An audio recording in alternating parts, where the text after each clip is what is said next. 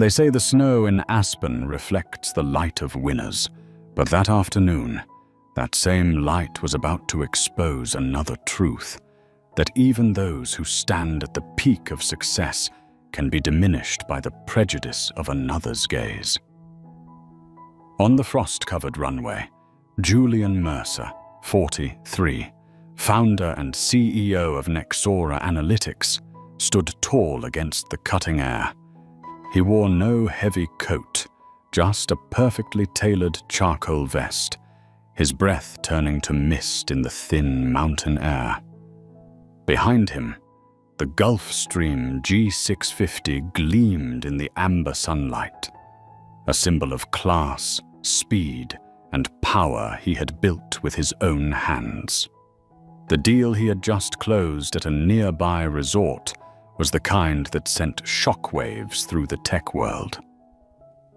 Nexora had signed a partnership with the largest telecommunications corporation in North America, paving the way for a global AI behavioral prediction platform. Investors were already calling it the deal that will define the next decade.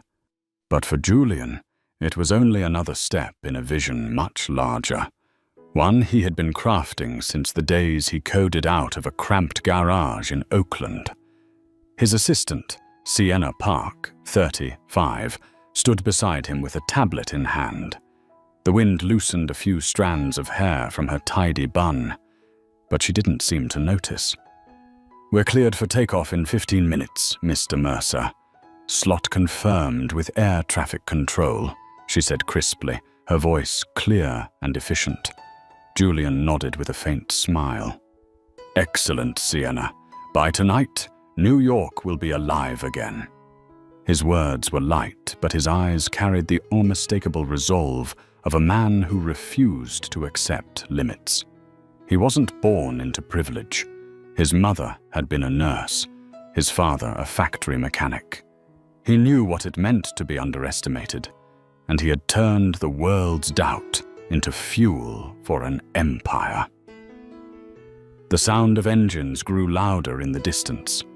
Two pilots emerged from the cockpit, preparing for boarding. The one in front was a broad-shouldered man in his 50s, silver hair cropped close, his eyes cold and sharp as steel. The name stitched on his uniform read, Captain Harold Knox. "Good afternoon, Captain," Julian greeted, extending his hand. "Looking forward to a smooth flight." Knox returned the handshake briefly, cold, firm, impersonal. "We'll do our best, sir, Mercer. Is it?" The question wasn't meant to confirm, but to appraise. His eyes flicked down to Julian's Patek Philippe watch, then back to his face, narrowing slightly. Sienna hesitated for a fraction of a second. She had seen that look many times before, the look that refused to believe a brown-skinned man, dressed simply, could be the one chartering a G650. Julian noticed, but said nothing. He simply smiled, calm and unbothered, and began to ascend the steps. Inside, amber light poured through the cabin windows, glinting off walnut panels and Italian leather. To him, this flight was merely a pause between missions, unaware that this very plane, the one he had chartered, was about to become a battlefield for dignity. At the top of the stairway, Captain Knox watched his every step, lips pressed tight, eyes narrowing. Inside him, something stirred, not respect, but instinctive bias. And in that split second, he had already made his judgment. That man, no matter how fine his suit, did not belong to this world. On the white runway below, snow began to fall softly. Julian settled into the leather seat, opened his laptop, and began drafting his final report for the board. He had no idea that the smooth flight he had just wished for himself would never take off. The hum of the auxiliary engine whined softly outside, like a heartbeat accelerating before a storm. Inside the cabin, everything was pristine to the point of sterility. The beige leather gleamed. The scent of walnut wood mingled with the faint trace of expensive cologne. And yet, amid all that perfection, something felt out of place. An invisible tension hung in the air, stretched thin like a violin string ready to snap. Julian leaned forward, reviewing data on his screen. Across from him, Sienna had just sent the final summary email of the signed deal to the legal team in New York. She glanced out the window and saw Captain Knox still standing at the bottom of the air stairs, talking into his headset, his face stiff and his gestures sharp, almost angry. "Do you think he seems off?" Sienna asked quietly, her tone cautious but alert. Julian looked up, peering through the glass. The sunlight reflected off the cockpit windshield, obscuring the captain's expression. But his body language was unmistakable: tense shoulders, locked jaw, every movement radiating control and suspicion.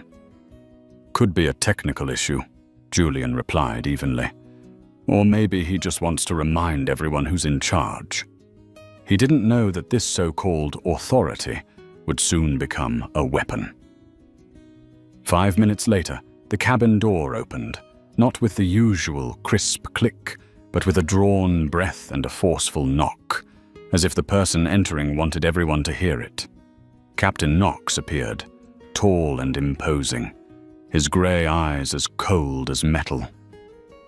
"Mr. Mercer," he said, voice curt and heavy, "I need to see your identification and the charter confirmation."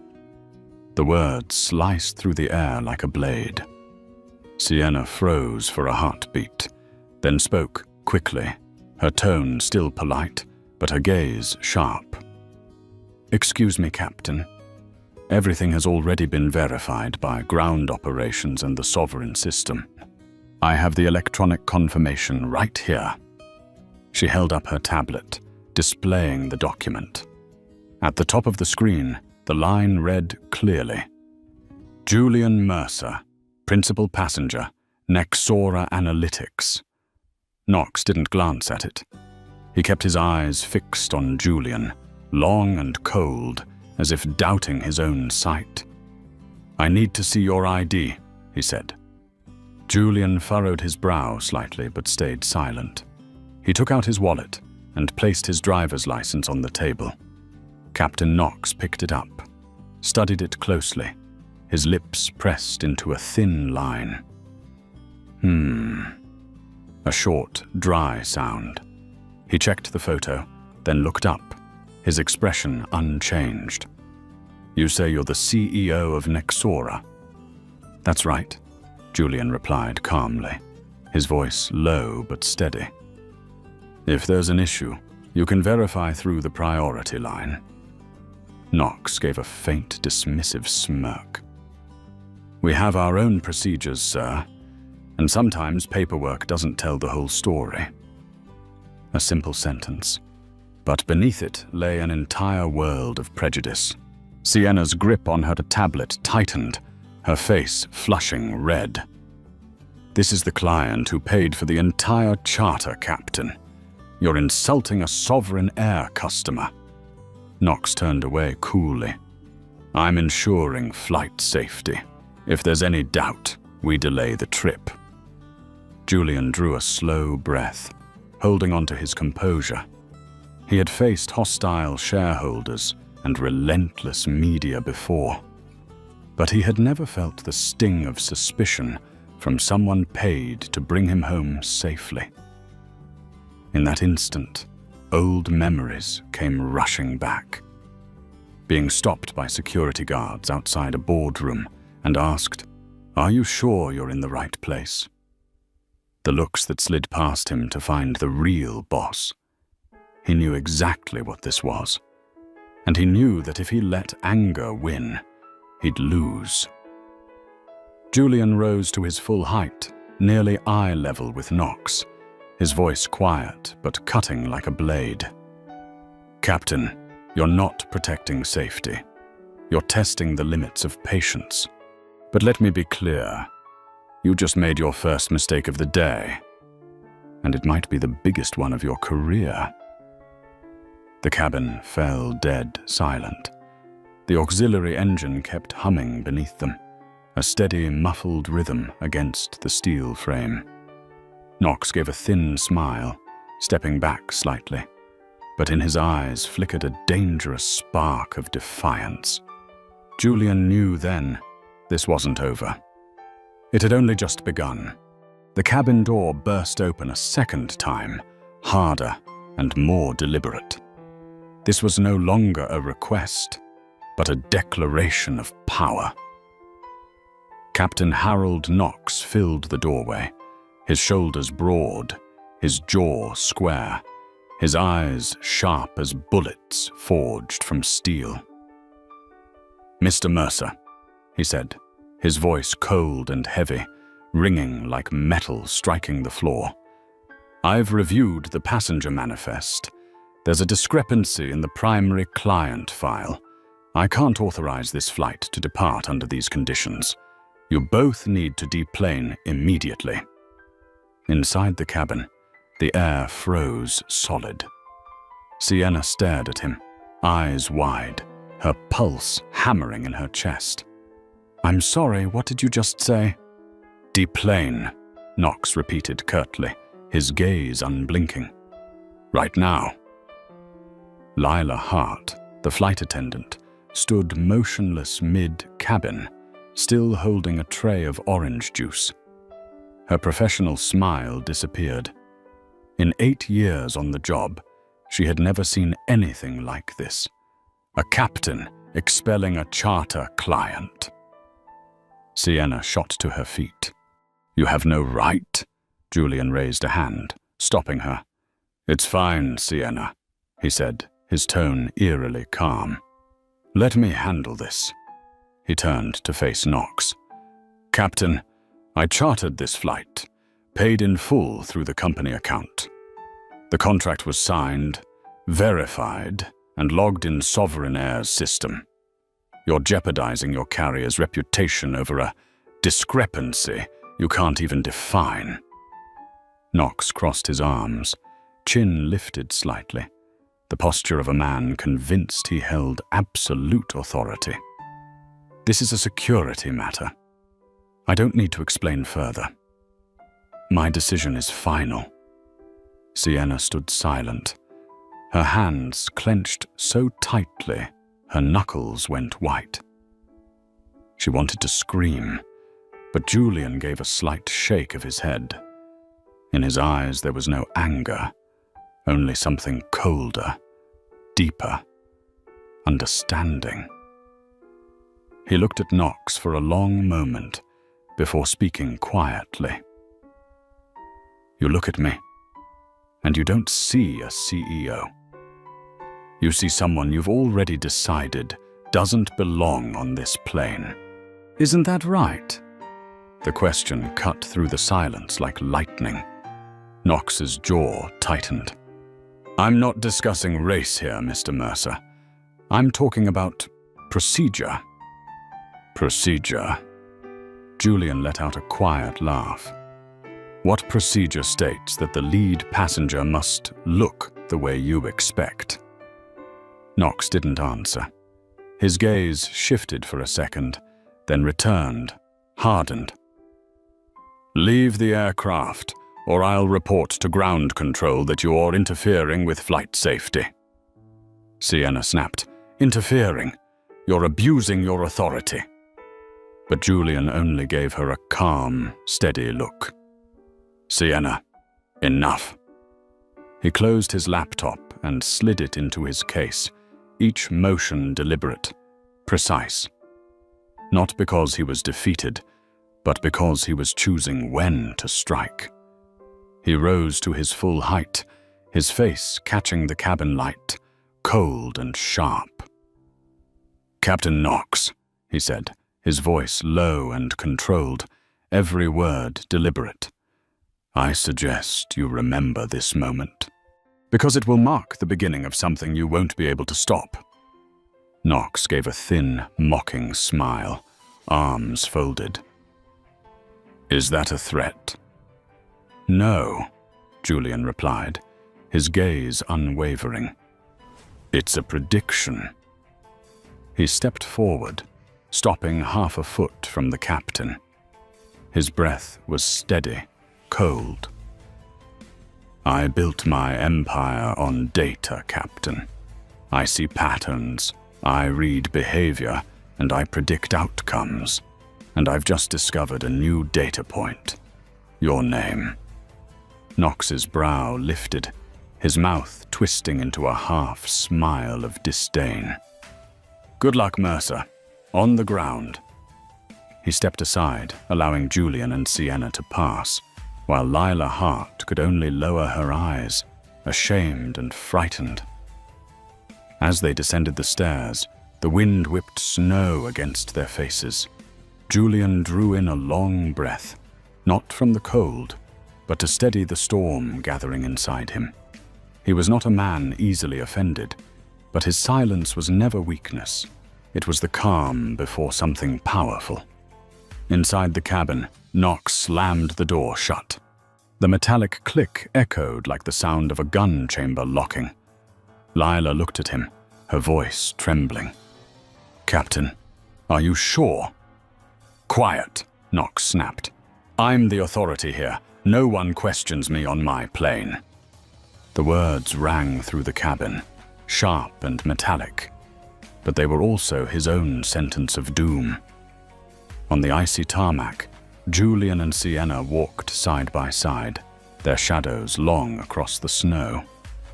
Sienna muttered, "You're not just going to let this go, are you?" Julian's voice was low, steady as the winter wind. "No, Sienna. I'm just giving them a few hours to write their own indictment." The cabin door closed behind him, with a sharp, final click, the sound of patience ending.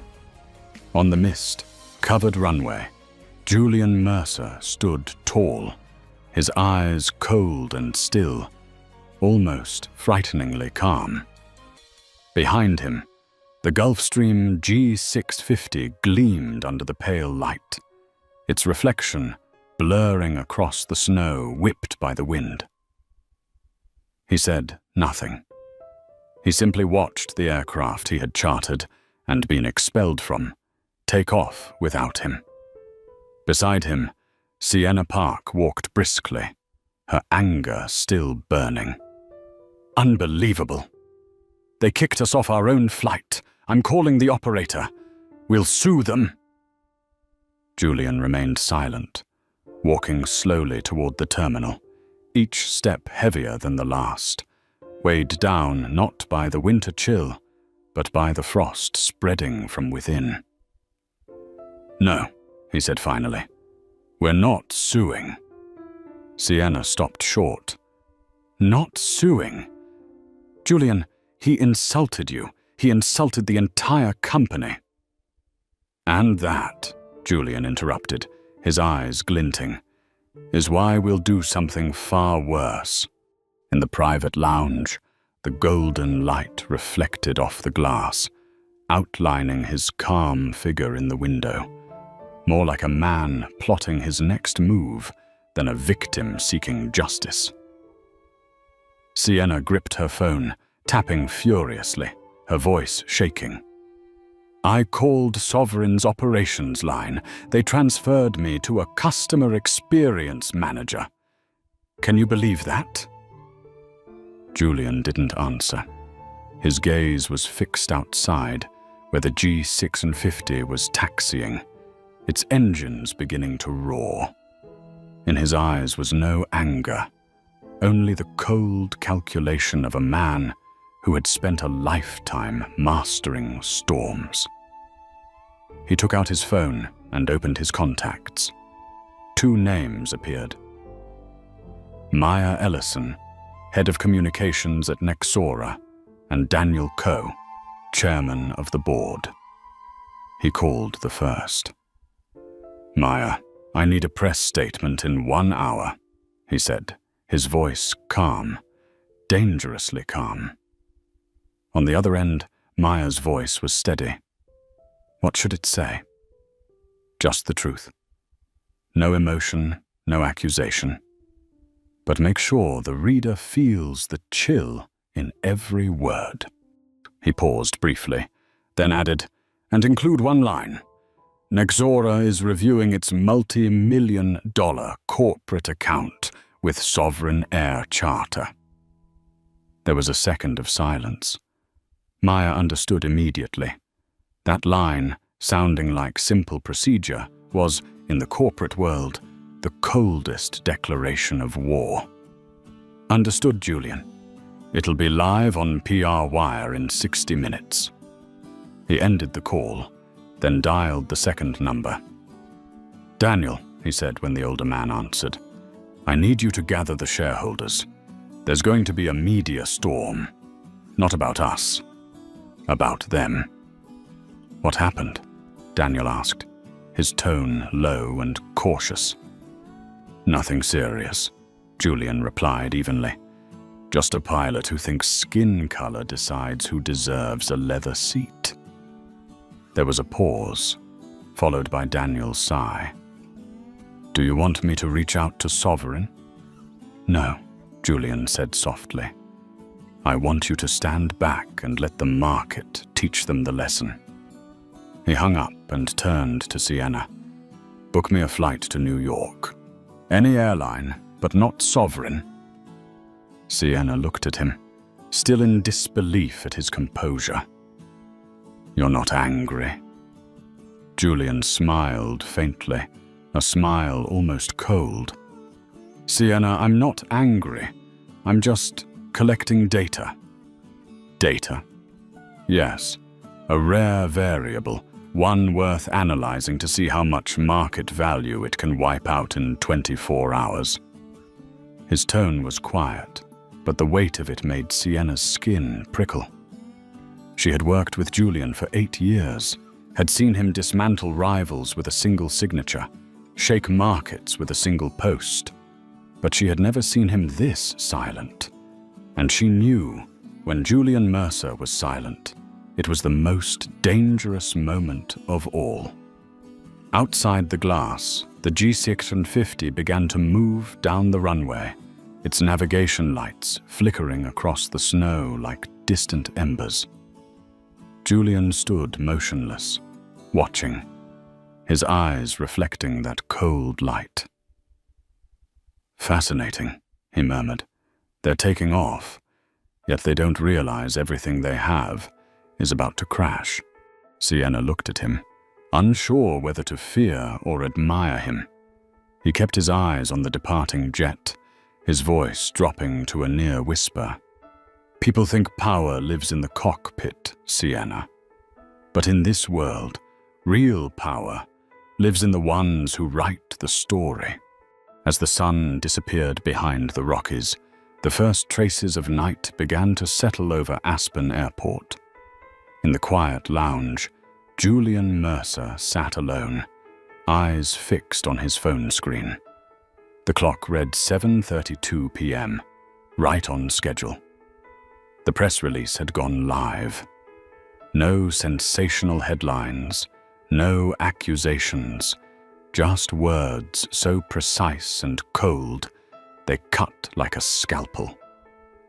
After concluding a strategic partnership signing in Aspen, Nexora Analytics CEO Julian Mercer and his assistant were asked to leave their chartered flight with Sovereign Air Charter due to a manifest discrepancy.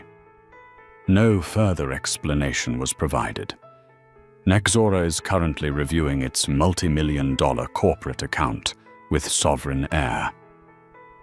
Just a few lines, but enough to ignite the entire internet. The report first appeared on a tech blogger's feed, then CNBC, then across financial media outlets. Within 2 hours, the hashtag #SuchFlyingWhileBlack climbed into the top trending topics. Black CEOs, athletes, even politicians began sharing their own stories. Moments when they too were doubted simply because they didn't look like people of privilege.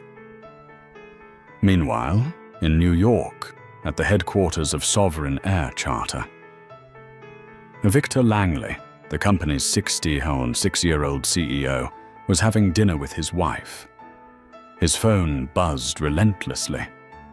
At first, he ignored it until the head of public relations called for the third time. "Victor," her voice trembled. "We have a serious situation. A high-profile client, Julian Mercer, was removed from a flight in Aspen. Nexora's statement is spreading like wildfire." Langley frowned, setting down his wine glass.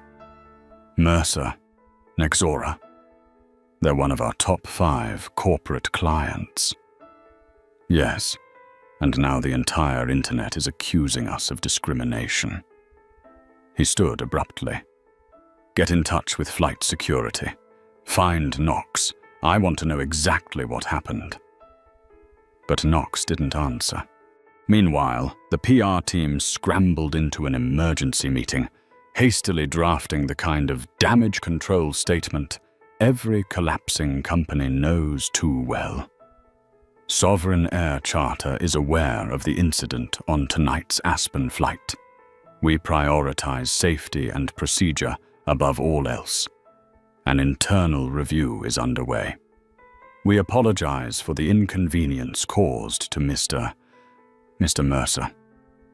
Those last 2 words, the inconvenience, were like oil poured on a fire. Within 10 minutes, social media exploded. One prominent user wrote, "Kicked off the plane he chartered, and they call it an inconvenience? That's arrogance worth hundreds of millions." Thousands echoed the sentiment. Headlines soon labeled the crisis the $500 million bias. Julian read each post without smiling. He simply watched, the glow from his phone reflecting off a face calm and focused. Beside him, Sienna's eyes were wide, her pulse racing. "Oh my God, do you see this? It's everywhere." That hashtag, millions of shares already. "Yes," Julian said quietly, his tone steady. "But that's not the interesting part." He lifted his gaze toward the runway, where another jet's landing lights shimmered in the snow. "The interesting part begins when the market opens tomorrow morning." "You think their stock will drop?" "No," he replied softly. "I know it will." In that moment, Sienna realized Julian wasn't seeking revenge for an insult. He was conducting a global social experiment, testing how quickly a single act of bias could bring down a billion-dollar empire. "You're not destroying them with anger," she murmured. Julian smiled faintly. "No, I'm letting them destroy themselves with their own words." Across the country, in Sovereign's headquarters, Victor Langley still hadn't realized he'd made the oldest mistake in modern crisis management. When faced with a moral failure, he chose the language of procedure. And Julian Mercer, the man he had dismissed as an unusual passenger, was now using calculated silence to turn an empty apology into a verdict written in the stock market itself. Outside, the Aspen night deepened under a blanket of snow.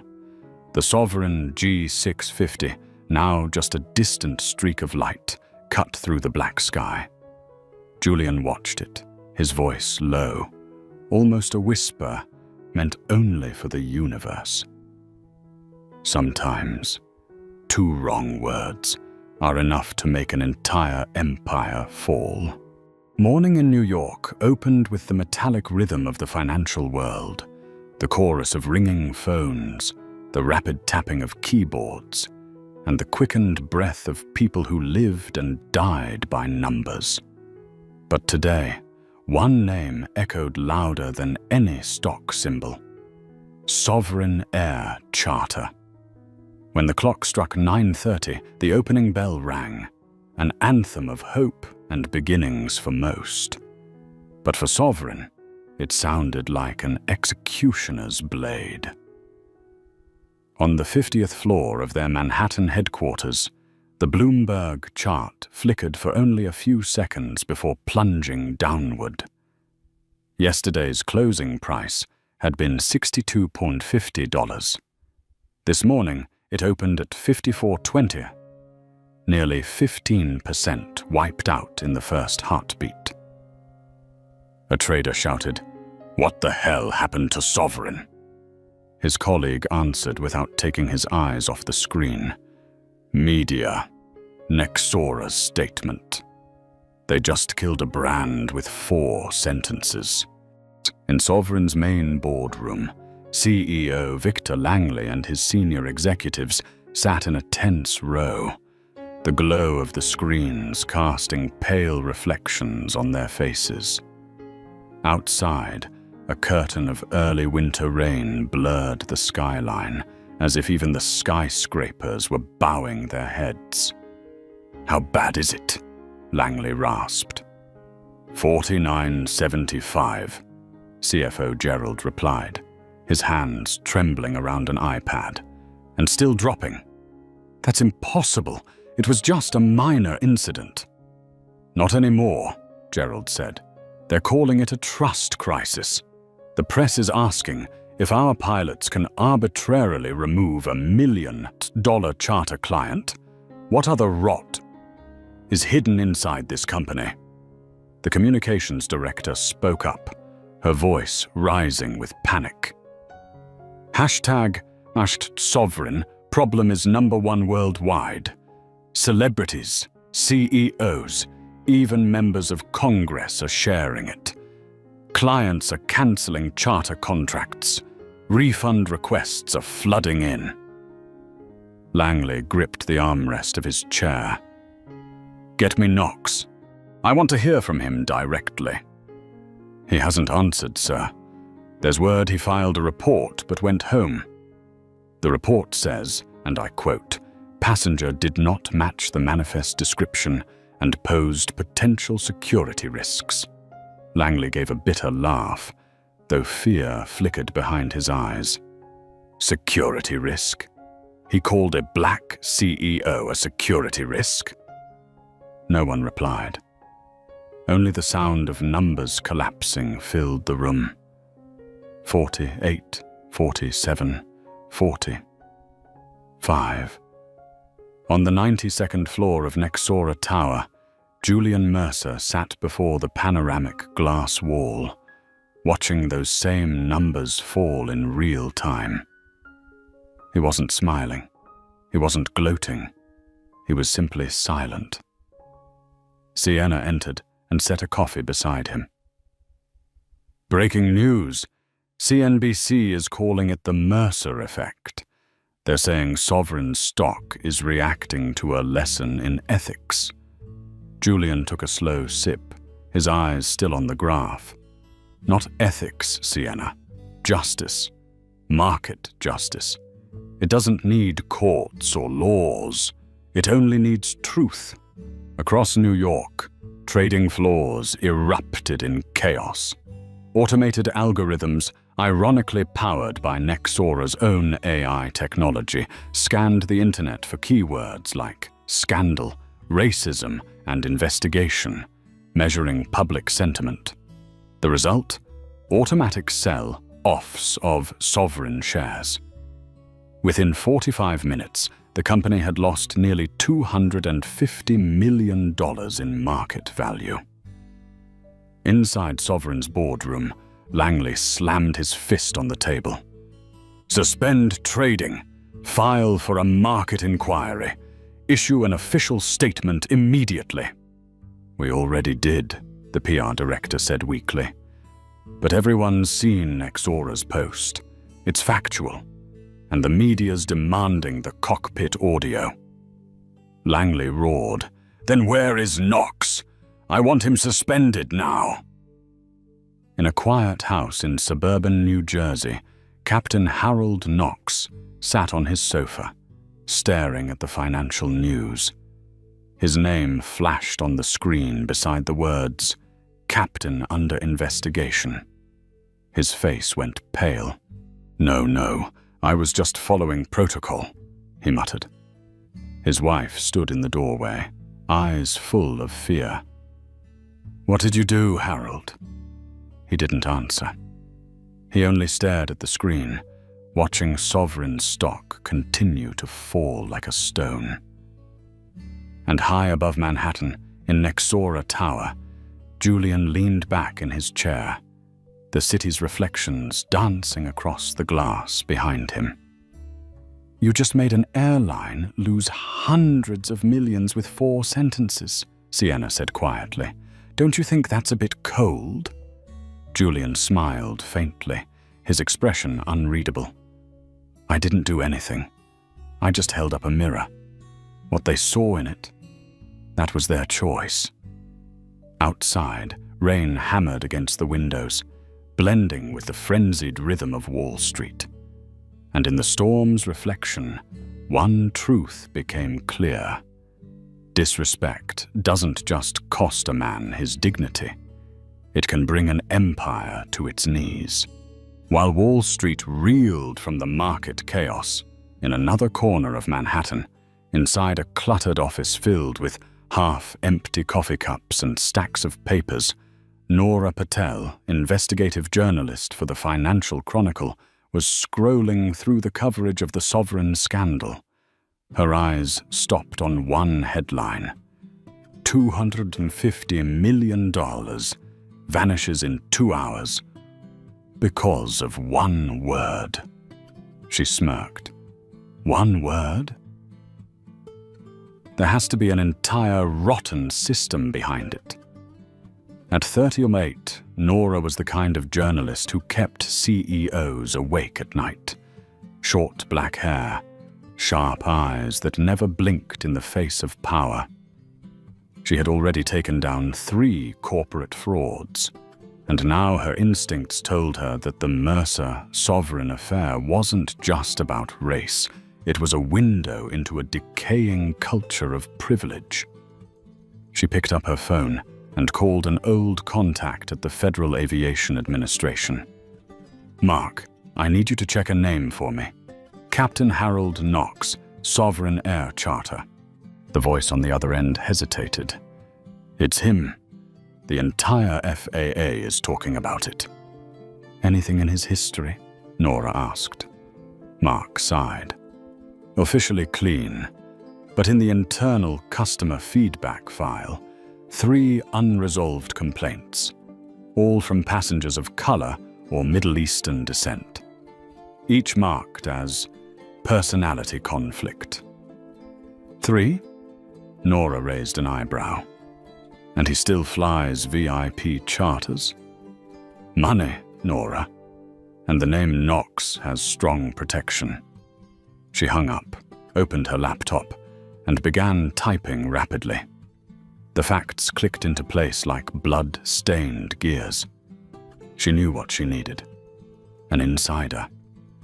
And a name flashed in her mind, Theo Ramos, the first officer on that flight. Within minutes, she found his social media account, a young man with a clean record, once posting proudly, "Becoming a pilot means believing in fairness and open skies." Nora sent a brief message. "I know you were there. I'm not looking for blame. I'm looking for truth."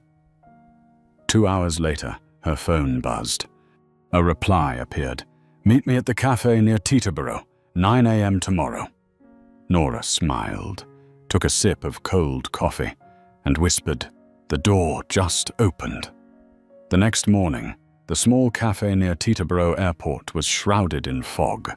Theo Ramos sat in a back corner, his hands clasped, eyes tired. He looked younger than 29, but his face carried the weight of guilt. Nora sat across from him, opened her notebook, and left the recorder off. "I don't want you to be afraid," she said. "I just want to hear what really happened." Theo was silent for a long time before he whispered, "I knew Mr. Mercer was the lead passenger. The manifest was clear. But when Captain Knox saw him, he changed. He said, 'There must be a mistake. The principal passenger is Sterling Wexford, not this man.' I tried to tell him no, that the data was verified, but he told me, 'Learn to trust your instincts, not paperwork.'" Nora nodded, her gaze never leaving him. "And then he told me to add a note to the logbook, manifest discrepancy, pending ID verification. I knew it was false, but he's the captain. If I objected, my career would be over." He lowered his head, voice shaking. I stayed silent when Mr. Mercer was forced off. He looked at me, not angry, just looked. That look hasn't let me sleep since. Nora jotted notes quickly, then softened her voice. "You know, silence is also a kind of statement. But now, you have a chance to make a new one. The right way." Theo lifted his head, and in his exhausted eyes, a spark flickered, pained but resolute. "I'll tell you everything. Even what I heard Knox say over the radio. He said, 'We don't let anyone on this plane whose face doesn't match the name.'" Nora closed her notebook, her gaze sharp as a blade. "Thank you, Theo. That sentence will be the headline." That night, as the city glowed beneath a web of neon lights, Nora sat at her desk, typing with the fury of someone carving words into the hull of a sinking ship. The case of Julian Mercer was not an isolated incident, but the outcome of a culture that quietly allowed suspicion to become policy. She watched the final headline appear on the screen. "Truth at altitude. First officer confirms Captain Knox fabricated security. Concerned to remove Nexora CEO from flight." She hit send to editor. In that moment, Nora knew the media war had entered phase 2. It was no longer about one flight. It was a trial for the entire system. 6:45 a.m.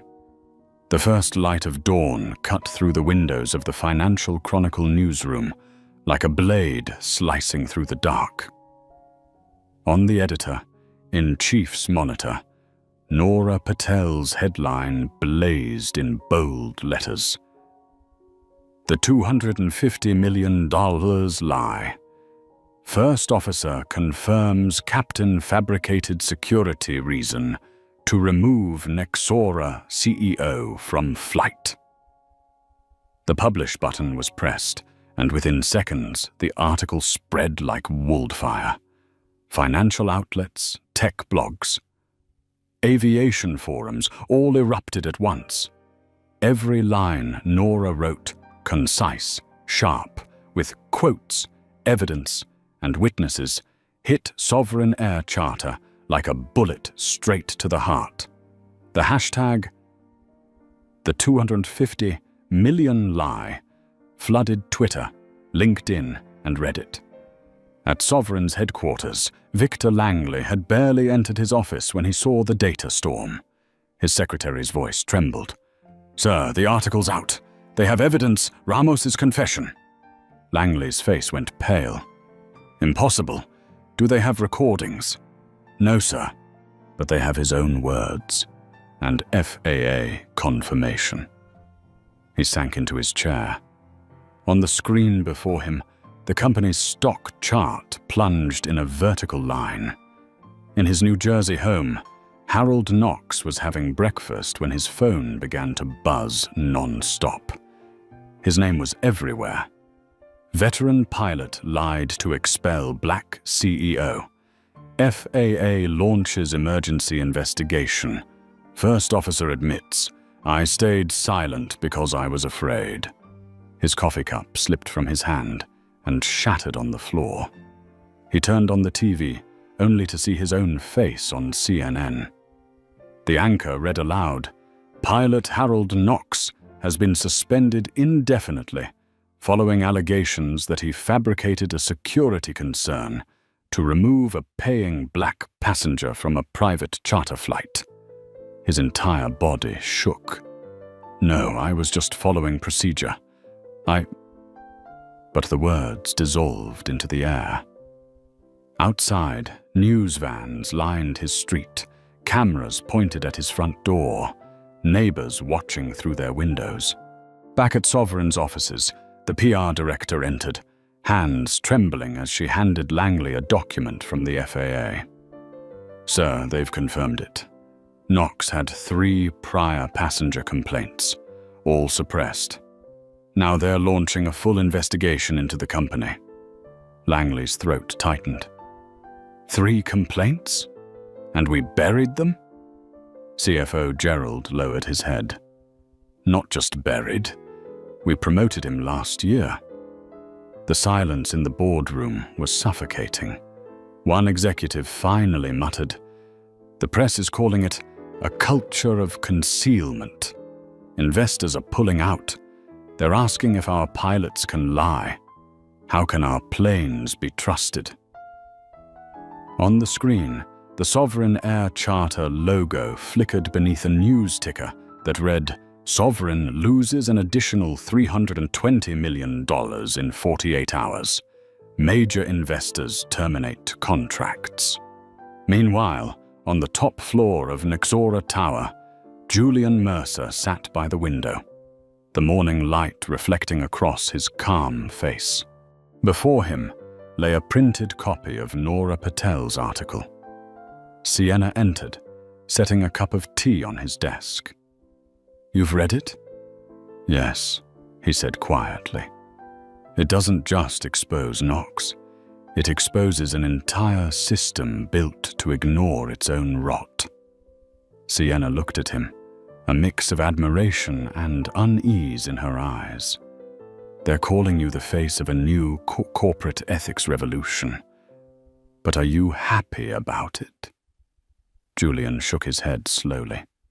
No, Sienna. I'm not happy when people lose their jobs or when stocks crash. But this had to happen. Because if it didn't, people like Knox would keep believing they have the right to define another person's worth by their skin or their image. He turned toward the window, gazing at a city coming alive. Nora Patel did the right thing. She'll face the media storm, but she just restored dignity for millions who never had a voice. Across town, Nora sat in the Chronicle's conference room, her phone ringing endlessly. CNN, BBC, Bloomberg all wanted interviews. The editor-in-chief beamed. You just brought down an empire with 2,000 words. Nora sipped her coffee, her eyes calm. I didn't bring it down. They did. I just turned on the light. That afternoon, an official statement from Sovereign's board was released. We accept the immediate resignation of CEO Victor Langley. Captain Harold Knox has been terminated for misconduct and fabrication of security protocol. The company is cooperating fully with the FAA and relevant authorities. Trading of Sovereign stock was suspended. Hundreds of employees were instructed to work remotely until further notice. But for the public, the verdict was already in. Sovereign was no longer the luxury name of the elite. It had become the new symbol of arrogance undone by prejudice. That night, as the evening news replayed footage of Knox lowering his head and walking past flashing cameras, Julian sat alone in his quiet office. He looked out over the night sky of New York, where hundreds of planes were still taking off. Not every flight is meant to rise, he murmured. Some are meant to fall, to clear the way for those yet to soar. 3 weeks after Nora Patel's article was published, the world had changed. No one spoke of Sovereign Air Charter with admiration anymore, only with pity or disdain. Its name had become synonymous with a $500 million lie and a culture stripped bare. In a worn suburban home in New Jersey, Harold Knox sat in his living room, the flickering light of the TV casting ghostly shadows across his ashen face. He had once been a respected captain, hailed as the face of aviation safety. Now he was an unemployed man, hunted by the press, his image plastered across every corner of the internet. The news anchor's voice filled the room. The FAA has officially revoked the flight license of former Captain Harold Knox after determining that he fabricated a security report. The act constitutes violations of sections 91.13 and 121.575 of Federal Aviation Regulations. The glass in his trembling hand slipped and shattered against the wall. His wife, who had endured years of silent arrogance, stood in the doorway and said softly, "You know, Harold, what's frightening isn't that you lost your job. It's that the world finally sees you for who you really are." She walked away and closed the door.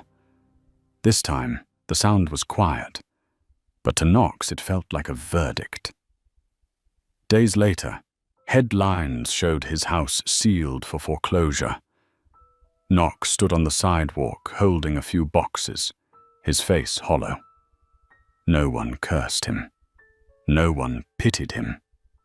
Only silence. And in that silence, he finally understood. Everything he once called power had been nothing more than an illusion in the cockpit. Meanwhile, in a glass tower in Midtown, former Sovereign CEO Victor Langley sat before a federal investigative panel. He had lost everything: his position, his reputation, and even his $40 million golden parachute, cancelled for gross ethical misconduct.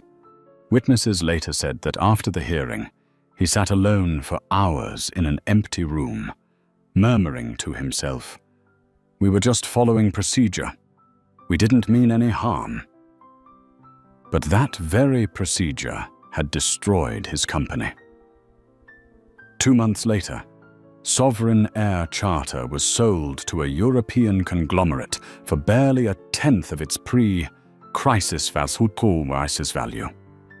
The name was erased, the fleet repainted, and the proud Sovereign logo, the golden wings on black, was stripped from every aircraft under the cold whine of the wind. Online, a single comment went viral. "Any company that flies on prejudice will always land in disaster." At the same time, Theo Ramos, the first officer who had once stayed silent, became a public flashpoint. He lost his job and was temporarily barred from flying.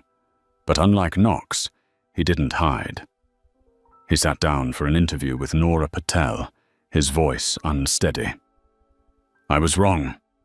Not because I lied, but because I didn't speak the truth. But if my confession can stop someone else from doing the same, then I'll repeat it every day." His words spread everywhere. They called him the silent co-pilot who found his voice. Across the city, in the 90th-floor office of Nexora Tower, Julian Mercer quietly watched it all unfold. There were no lawsuits, no claims for compensation. He released only one statement: "We are not seeking revenge. We are seeking change." A month later, he announced the Horizon Initiative, a $50 million non-profit funded by Nexora to train pilots and aviation staff from underrepresented communities, along with the Integrity Flight program, an international ethics and equity curriculum for the aviation industry. At the launch event, he told reporters. "A plane cannot fly if it isn't balanced within. Aviation is no different. Fairness isn't a slogan, it's real weight on the wings." At the back of the hall, Theo Ramos sat quietly. He had been invited as the program's first speaker. His voice trembled but held firm. "I used to think courage meant flying through storms. Now I know true courage is saying no to what's wrong, even when the storm is inside you." Nora Patel was there too, writing the final lines of her follow-up story, The Sky After the Fall. When she looked up, she saw Julian Mercer shaking hands with Theo under the lights, one man who had been silenced, and one who had once been silenced, and she knew that was the image history would remember. That night, as the city glowed beneath the horizon, Julian stood by his office window, staring into the open sky. He spoke softly, almost to himself. "Sometimes, to teach humanity how to fly higher, you first have to let a few fall."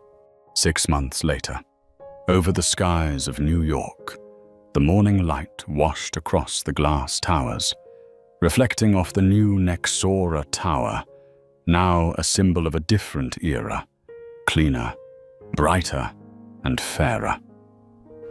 On the 90th floor, Julian Mercer sat quietly before the wide window, where the horizon stretched endlessly into blue. Everything seemed at peace, yet he knew true justice was never found in noise. It lived in what remained once the silence had settled. The office door opened. Sienna Park, now executive vice president, stepped in carrying a thick folder. "The specifications for the new Gulfstream G700 just arrived," she said with a spark of excitement. "They're asking where you want the logo placed, and if you'd like an inscription." Julian smiled. "Just the Nexora logo. Simple. And near the main door, a small line of text, the standard." Sienna raised an eyebrow. "Short but powerful. What does it mean?"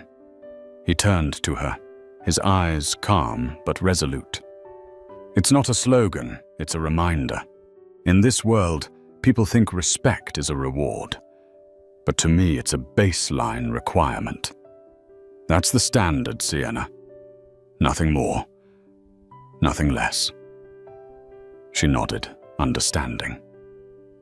Julian turned back toward the glass, watching the small jets taking off from Teterboro. The sky was the same, only the people beneath it were changing. Since the fall of Sovereign, 3 other charter companies had joined the Horizon Initiative, adopting Nexora's Integrity Flight training program for all their crews. Hundreds of graduates had already taken flight in new uniforms, bearing a white wing on a silver field, the emblem of equality and integrity. "Mr. Mercer," the receptionist's voice came through the intercom. "Mr. Theo Ramos has arrived." Julian nodded. "Send him in." The door opened. Theo entered, thinner than before, but his eyes told a different story. No longer heavy with guilt or fear, now they held a quiet peace, the kind that comes when a man faces his own mistakes and moves beyond them. "Good to see you again, Theo," Julian said, shaking his hand with both of his. "Thank you for giving me another chance," Theo replied. "The lecture at the Florida Aviation Academy just finished. 200 students, and at least one said they chose to become a pilot because they heard our story." Julian smiled softly. "Our story, that's right. Because you didn't hide. I just happened to be there to witness it." They sat down, not as strangers across a divide, but as companions who had survived the same storm. "You know," Julian said gently, "that day when I was ordered off the plane, I thought maybe prejudice was something that could never be erased. But then I realized it doesn't need to be erased. It just needs to be seen. Once light shines on it, it disappears on its own. Theo nodded, his eyes misting. I used to fear that light. Now I know it's the only thing that keeps me flying. A long, meaningful silence filled the room. Outside, a jet lifted off, trailing a white ribbon of vapor across the clear blue. Julian rose, watching it ascend, sunlight glinting across his face like a faint halo. People still ask me why I named the G700 the Standard, he said quietly. I tell them, because some things don't need to be exceptional to be remembered. They just need to be right. And to stay right, even when standing alone. The door opened again. Nora Patel stepped in, a small recorder in hand. Apologies for dropping by unannounced, she said with a half-warm, half-knowing smile. I'm writing the follow-up to The Sky After the Fall. This time, it's about how one man turned humiliation into a new standard for an industry. Julian chuckled. If you do, make sure you write this. Justice doesn't fall from the sky, Nora. It has to be flown by human hands. Nora smiled as she jotted it down. And you're the one piloting that plane. Julian shook his head. No, I'm just reminding the world that the sky doesn't belong to anyone. It belongs to those brave enough to fly, with their conscience as their compass. Outside, sunlight gleamed on the freshly painted G700, the Nexora logo shining near the door. Beneath it, the small inscription caught the wind. The Standard. The jet began to taxi, its engines rumbling with a deep, steady power. As it lifted off the runway, the reflection of light off its silver body made the entire sky shimmer. Sienna watched from the window and asked softly, "Do you think they'll understand the message?" Julian's eyes stayed on the jet climbing higher. They don't have to understand it. They just have to feel it. Because true respect doesn't need to be explained. A quiet pause followed. Then his voice dropped, rich with meaning. We can't control how others see us, but we can control how firmly we stand when they see us wrong. The plane soared upward, cutting through the clouds, leaving a long white trail. A signature of justice written across the sky. A new chapter began, not through vengeance, but through the quiet, steady standard of dignity. The sky remains the same, vast, deep and blue. But the way we fly through it has changed. The story of Julian Mercer is not just about a man who was misjudged, but a reminder to us all that dignity needs no permission to take flight. Sometimes justice doesn't arrive with noise or verdicts, but in a single moment of silence when a person chooses to stand tall instead of bow down. And that silence, when illuminated by wisdom, resolve, and faith, can make even an empire stop and look at itself. If this story made you believe that respect is not a privilege, but a standard, leave a like to share that message. Share this video to remind someone that fairness doesn't need to shout, it only needs to exist, steady and true, like the straight path of a plane through a storm. And if you believe that there are still people in this world who choose to do what is right, even when no one is watching, subscribe to join us, where stories of justice, dignity, and courage continue to be written, one flight at a time.